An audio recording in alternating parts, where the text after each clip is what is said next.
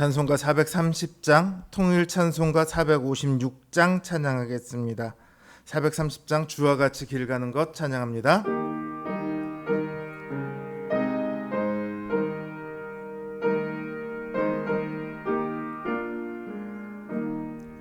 주와 같이 길 가는 것 즐거운 일 아닌가. 우리 주님 걸어가신 발자취를 밟겠네. 한 걸음 한 걸음 주 예수와 함께 날마다 날마다 우리 걸어가리.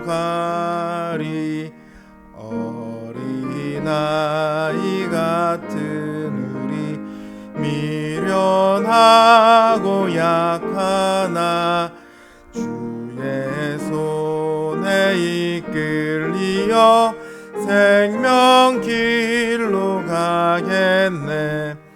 한 걸음 한 걸음 주 예수와 함께 날마다 날마다 우리 걸어가리.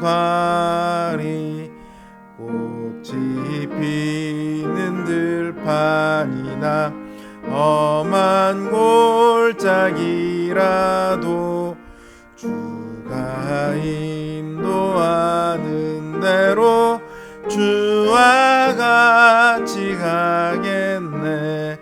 한 걸음 한 걸음 주 예수와 함께 날마다 날마다 우리 걸어가리. 옛 선지자의 녹같이 우리들도 천국에 들려 올라갈 때까지 주와 같이 걷겠네. 한 걸음 한 걸음 주 예수와 함께 날마다 날마다 우리 걸어가리.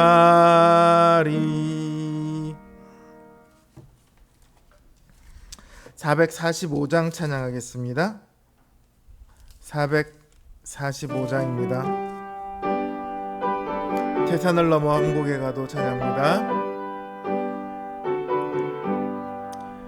태산을 넘어 한국에 가도 빛 가운데로 걸어가면 주께서 항상 지키시기로 약속한 말씀 변치 않. 하늘의 영광 하늘의 영광 나의 맘속에 차고도 넘쳐 할렐루야를 힘차게 불러 영원히 주를 찬양하리. 캄캄한 밤에 다닐지라도 주께서 나의 길 되시고 나에게 밝은 빛이 되시니 길 잃어버릴 염려 없네. 하늘의 영광 하늘의 영광 나의 맘속에 차고도 넘쳐 할렐루야를 힘차게 불러 영원히 주를 찬양하리. 광명한 그 빛 마음의 바다 찬란한 천국 바라보고 할렐루야를 힘차게 불러 날마다 빛에 걸어가리. 하늘의 영광 하늘의 영광 나의 맘속에 차고도 넘쳐 할렐루야를 힘차게 불러 영원히 주를 찬양하리. 기도합니다. 오늘도 우리의 빛이 되시고 길이 되어주신 주님 감사합니다. 우리가 오늘 하루를 살아간 것이 우리의 힘과 우리의 생각으로 살아간 것이 아니라 주님의 계획과 주님의 인도하심 안에서 살아온 것임을 이 시간 주님 앞에 고백합니다. 주님께서 늘 우리를 인도하시고 동행하시며 지키시니 그 주님의 은혜가 우리를 날마다 붙들고 있음에 하나님 감사하며 찬양합니다. 이 시간도 우리가 그 주님의 손길을 하나님 더욱더 깊이 알기를 원합니다. 우리와 함께 하시는 그 주님을 우리가 더욱 잘 느끼게 되기를 원합니다. 이 시간 우리를 위하여 하시는 그 주님을 모든 것들을 아버지 하나님 우리로 깨닫게 하시고 또한 우리의 삶이 우리 자신을 위한 것이 아니라 이제 주님을 위한 것임을 하나님 우리로 알아서 오직 주님만을 우리의 목표로 삼고 힘을 다하여 갈 수 있도록 주님 우리를 붙들어 주시옵소서. 이 시간도 주님을 의지하여 주님 앞에 기도 제목을 들고 나왔습니다. 주님 이 기도 가운데 역사하여 주셔서 아버지 하나님 기도드린 심령들마다 큰 은혜로 응답하여 주시옵소서. 예수님의 이름으로 기도드립니다. 아멘. 하나님 주신 말씀 역대상 14장 10절에서 17절 말씀입니다. 역대상 10절에서 17절 말씀입니다.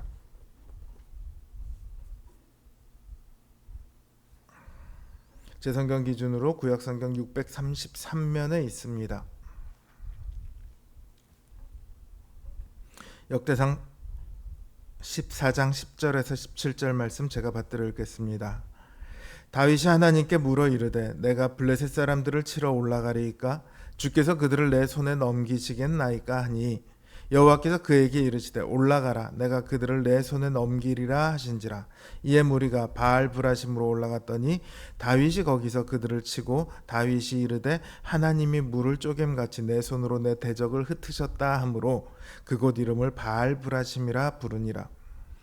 블레셋 사람이 그들의 우상을 그곳에 버렸으므로 다윗이 명령하여 불에 사르니라. 블레셋 사람들이 다시 골짜기를 침범한지라. 다윗이 또 하나님께 묻자온대 하나님이 이르시되 마주 올라가지 말고 그들 뒤로 돌아 뽕나무 숲을 맞은편에서 그들을 기습하되 뽕나무 꼭대기에서 걸음 걷는 소리가 들리거든 곧 나가서 싸우라. 너보다 하나님이 앞서 나아가서 블레셋 사람들의 군대를 치리라 하신지라. 이에 다윗이 하나님의 명령대로 행하여 블레셋 사람들의 군대를 쳐서 기브온에서부터 게셀까지 이르렀더니 다윗의 명성이 온 세상에 퍼졌고 여호와께서 모든 이방 민족으로 그를 두려워하게 하셨더라. 아멘.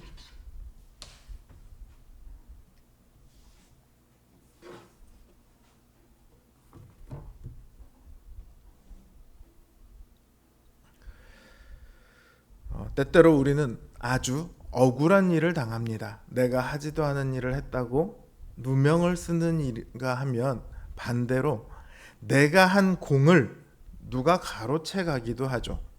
또 별일 아닌 것을 가지고 손해를 봐야 하는 것가 하면 내가 큰 일을 당한 피해자가 되었는데도 아무도 알아주지도 않고 도와주지도 않아요.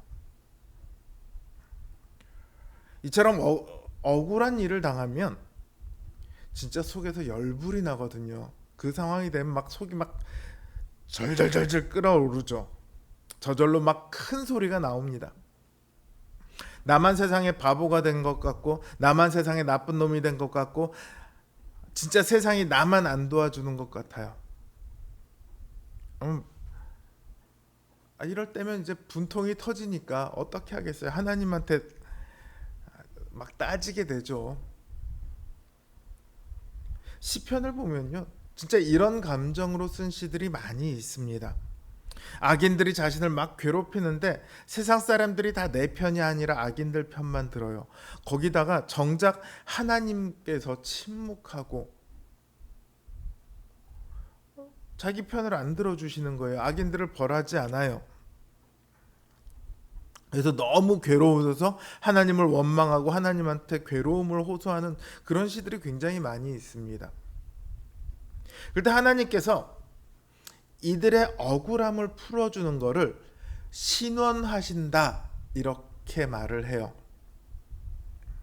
신원하다라는 말은 마음에 맺힌 억울함을 풀어준다는 말이거든요. 그리고 히브리어로 보게 되면 주로 재판을 공정하게 해서 억울함을 풀어준다. 그러니까 심판하신다라는 개념이 들어있어요. 하나님께서 신원하신다라는 말을 사용하실 때에 의인의 괴로움을 풀어주신다, 의인의 억울함을 풀어주신다 이런 말 외에 사용하는 경우가 더 있어요. 그게 언제냐면 이스라엘에 관해서 사용하실 때예요. 포로가 되었건 혹은 낮아졌건 그런 이스라엘을 다시 높이시는 것을 두고 신원하신다고 말씀하세요. 역대기는 바벨론 포로에서 돌아온 후에 기록되었거든요. 바벨론 포로에서 돌아온 이스라엘 민족이 가장 원하는 게 바로 이 신원하심이에요. 이들의 낮아짐은 분명 자신들의 죄 때문입니다. 그러나 그럼에도 불구하고 하나님께서는 이들을 높이세요. 왜요? 하나님의 백성이거든요. 그 이유 하나만으로 이들을 세상에서 가장 높이십니다. 이들에게는 하나님의 신원하심이요 가장 큰 소망이에요. 오늘 본문이 바로 그 내용이에요. 신원하심에 대한 내용입니다. 다윗이 왕이 되자 블레셋이 쳐들어옵니다. 다윗이 하나님께 물어요. 제가 치러 갈까요? 하나님께서 저들을 제 손에 붙이시겠습니까?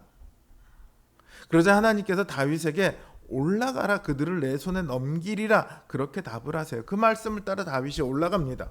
싸우러 올라가요. 크게 승리합니다.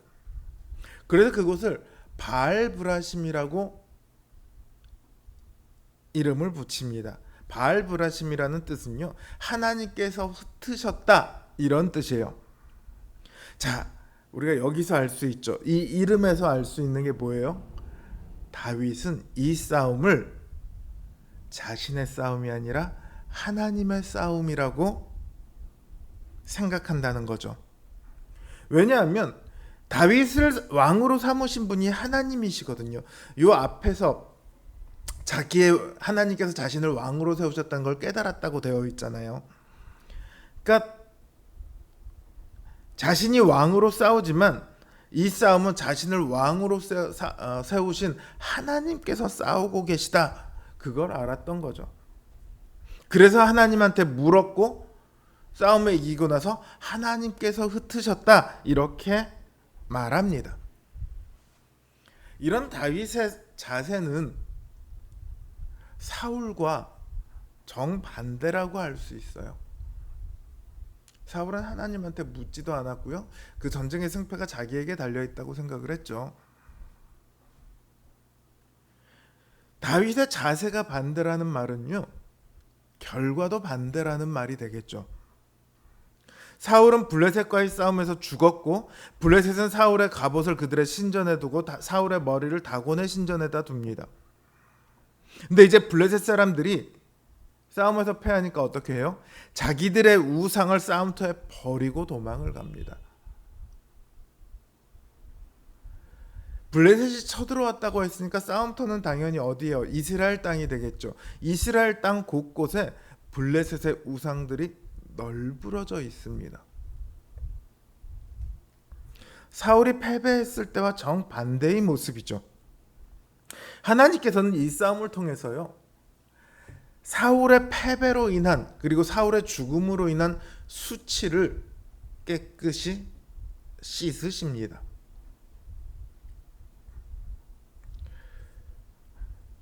그런데 블레셋이 도망을 했다가 거기서 끝나지 않아요. 우리가 진 것이 사람이 적어서 진 것 같아. 그리고 사람을 더 모아서 다시 쳐들어옵니다. 다윗이 또 하나님께 물어요. 어떻게 할까요? 그랬더니 하나님께서 이번에는 너는 그들 뒤로 돌아가 뽕나무 있는 데서 밑에서 숨어 있다가 뽕나무 위에 꼭대기에서 걸음 걷는 소리가 나거든 기습해서 싸워라, 이렇게 말씀하세요. 그러면서 뭐라고 덧붙이시냐면 너보다 하나님이 앞서 나아가서 블레셋 사람들의 군대를 치리라, 이렇게 말씀하세요. 그 말씀대로 블레셋 사람들의 군대를 쳐서 기브온에서 게셀까지 이릅니다. 하나님께서 여기 치신다라고 하신 단어는요, 웃사를 치실 때의 바로 그 단어입니다. 하나님의 궤를 모신다고 하다가 실패했던 다윗과 이스라엘입니다. 그들은 하나님을 두려워해서 하나님의 궤를 다윗성으로 모시는 일을 중지했어요. 근데 이제 하나님께서는 손을 들어 이스라엘이 아니라 이스라엘의 대적인 블레셋을 치십니다. 이 일을 통해 하나님께서 자신들을 위해 싸우시는 분이며 더 이상 하나님을 두려워하지 않아도 된다는 것을 그들은 확인할 수 있게 되는 거죠. 그러니까 그들의 실패로 인한 수치를 씻으십니다. 그들의 패배와 그들의 실패로 인한 수치를 씻으셨어요. 이 이야기는 포로에서 귀환한 이스라엘 백성들에게 어마어마한 소망이 됩니다. 이스라엘은 전쟁에서 패배하고 붙잡혀갔잖아요. 포로로 잡혀갔잖아요. 그리고 하나님 나라로서 실패했기 때문에 포로로 끌려갔잖아요. 근데 이제 돌아왔는데 하나님께서는 패배하고 실패한 이스라엘을 신원하시는 그 이야기를 그들에게 들려주시는 거예요. 거기서 한 걸음 더 나아가서 다윗의 명성을 높이셔서 온 세상이 다윗을 두려워하게 만드셨어요. 이제 그들이 하나님을 신뢰하고 하나님을 의지한다면요, 하나님께서는 그들도 패배하고 실패했던 그들도 똑같이 신원하시리라는 확신을 이 말씀을 통해 가질 수 있었을 거예요. 오늘 우리도 마찬가지입니다. 우리에게 실패한 일, 패배한 일, 혹은 우리가 실패하지 않았더라도 수치를 당한 일, 혹은 억울함을 당한 일, 그 모든 것들을요, 그 억울함을요, 하나님께서는 다 신원하신다고요. 우리가 하나님을 의지하기만 하면. 하나님께서는 그러면 우리의 모든 억울함을 풀어주실 뿐만 아니라 우리를 높이신다고요. 우리를 괴롭게 했던 그 사람들보다 더 높이신다고요. 복수 중에 최고의 복수는 그거 아닙니까? 내가 잘 돼서 그 사람에게, 나를 무시했던 사람에게 내가 더 잘 돼서 가서 나 이제 이런 사람인데, 이게 최고의 복수 아닙니까? 하나님께서는요, 우리를 높이세요. 다만 그때가 언제인지는 우리가 알 수는 없어요. 당장 그렇게 하실 수도 있고요, 10년 뒤에 그렇게 하실 수도 있고요, 어쩌면 우리가 이 땅에 있는 동안 그렇게 안 하실 수도 있어요. 그러나 확실한 것은요, 우리는 결국 그 가장 높은 하나님의 보좌에까지 다다르게 된다는 것입니다. 천사도 부러워할 만큼 하나님께서는 우리를 높이세요. 영광과 존귀의 관을 우리에게 씌우세요. 그러니까 이 땅의 모든 수치와 실패의 아픔들과 억울함들 속으로 혼자서 절절 끊지 마시고요, 하나님 앞으로 가져오세요. 시편을 썼던 그 시편, 그 하나님을 원망하고 하나님만 따졌던 그 시편의 저자들을 하나님께서 뭐라고 하셨을 것 같아요? 아니요, 시편들을 보면 오히려 그렇게 나온 그들에게 하나님께서는 일의 결국을 알려주세요. 그들은 결국 심판받아 멸망할 것이고 의인들은 결국 높임을 받고 영광을 얻게 될 거다. 그들은 그거를 깨닫게 되는 거예요. 하나님께서는요, 우리의 그런 고통의 신음소리를 다 들으세요. 아주 작은 신음소리까지 다 들으세요. 그러니까 하나님 앞에 가서 털어놓는 거예요.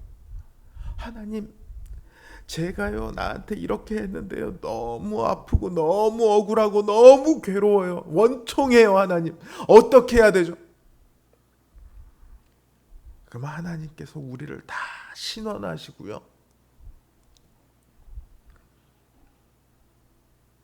우리를 기쁨으로 웃게 만드실 거예요.